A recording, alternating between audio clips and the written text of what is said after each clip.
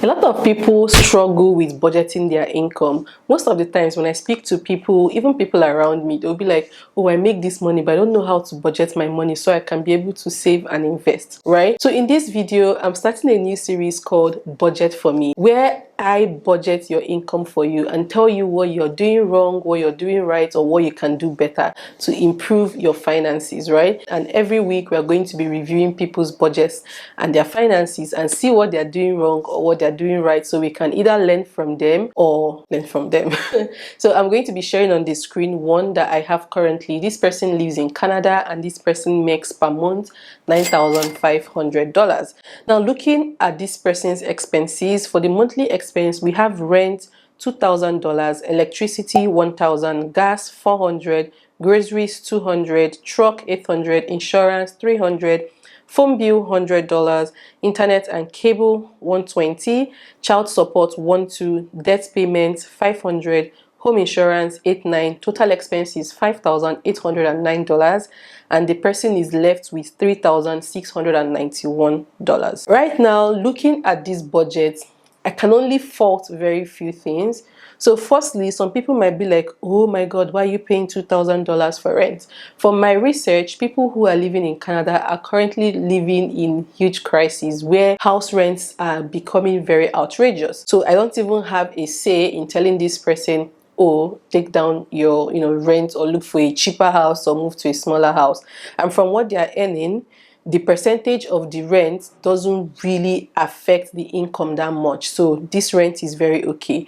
Every other expense like electricity, truck, internet, child support, gas, electricity are all fixed bills. So there is really not much we can reduce from this. Now we have debt payment $500, and then we have total money left $3,691. Now I didn't see savings in this or investment, so probably this person doesn't know what exactly to do with these $3,691. Now what I would correct in this is, firstly, I would increase the debt payment. So now that you have $3,691 remaining, first of all, add extra $1,000 to your debt payment and pay $1,500. Why? Because debts, they come with huge interest most of the time. So the faster you can pay off your debts, the better you're free, the better you buy your freedom. A lot of people might tell you, oh, the interest rate is not that much, but part of your hard work is going to someone as the interest. So if you can quickly pay off the debt so that you know that this $500 that you're taking out,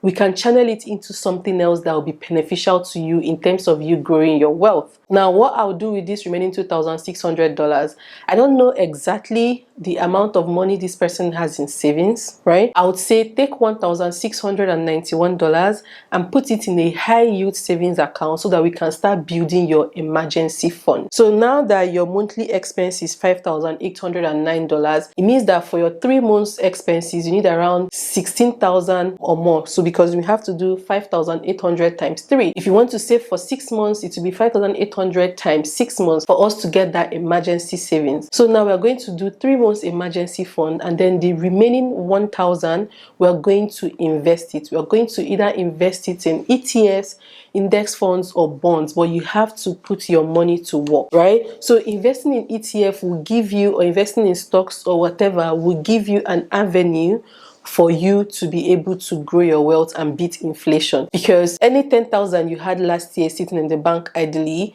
is less than 10,000 today, because what you can buy with that 10,000 from last year, you won't be able to afford that today. So for us to beat inflation, we have to be wise with the way we save and the way we invest. So I will advise this person to open an investment account. Because this person lives in Canada, they probably have 401k or Roth IRA. So I would advise you to put this 1,000 in one of them. Max out as much as possible. Else, look for good ETFs like S&P 500. Invest in it every month. Let's say, for example, you're in your 30s and you invest 1,000 every month for the next 30 years, you're going to retire a millionaire.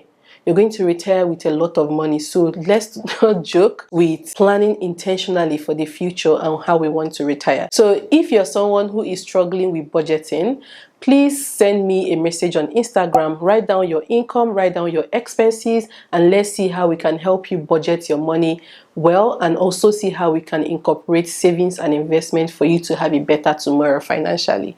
I hope this video was very beneficial to you. If you enjoyed it, give me a thumbs up. Do not forget to subscribe, share this video if you found it very beneficial, and I will see you guys in my next video. Bye guys.